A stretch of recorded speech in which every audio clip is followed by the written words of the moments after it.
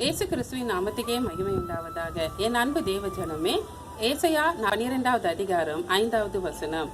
கர்த்தரை கீர்த்தனம் பண்ணுங்கள், அவர் மகத்துவமான கிரியைகளை செய்தார்.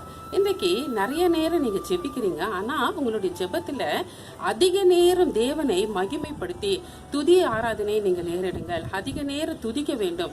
1000 ஸ்தோத்திர பலிகளை தேவனுக்கு செலுத்துங்கள். தினதோறும் அப்படி 1000 ஸ்தோத்திர பலிகளை செலுத்தி நிறைய நேரம் கர்த்தரை வர்ஷிப் பண்ணுங்க. நல்ல ஆண்டவரை துதித்து அவரை கனப்படுத்தி பாடக்கூடிய பாடல்களை நீங்கள் பாடி உங்களுடைய விண்ணப்பங்களை ஒரு நோட்ல எழுதி அந்த விண்ணப்பங்கள் மேல நீங்க கை வைத்து ஜெபிக்கிற நேரம் குறைவா இருக்கட்டும். ஆண்டவரை கனப்படுத்தி துதித்து ஆராதிக்கிற நேரம் அதிகரிக்கட்டும். அப்படி நீங்க செய்யும் போது கர்த்தர் உங்கள் மத்தியில மகத்துவமான காரியங்களை கர்த்தர் செய்வார். அவர் நீங்க நினைக்க கூட மாட்டீங்க, நீங்க அதுக்காக ஜெபம் கூட செய்திருக்க மாட்டீங்க.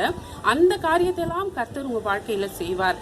எனவே அது நிறைய பேர் நினைக்கிறாங்க, நம்ம ஜெபிக்கணும், இந்த விண்ணப்பங்களுக்காக ஜெபித்தாத்தான் கர்த்தர் செய்வாருன்னு நினைக்கிறாங்க. ஆனா அப்படி அல்ல தேவ பிள்ளைகளே. நீங்க நிறைய நேரம் கர்த்தரை கனம் பண்ணுங்க, துதிங்க, ஆராதிங்க. அப்படி நீங்க செய்யும் பொழுது கர்த்தர் அதில் மகிமைப்படுகிறார். அவர் மகத்துவமான காரியங்களை உங்க வாழ்க்கையில செய்வார். அப்படி செய்யுங்கள், அற்புதங்களை நீங்கள் எதிர்பாருங்கள். கர்த்தர் பெரிய காரியங்களை செய்வார்.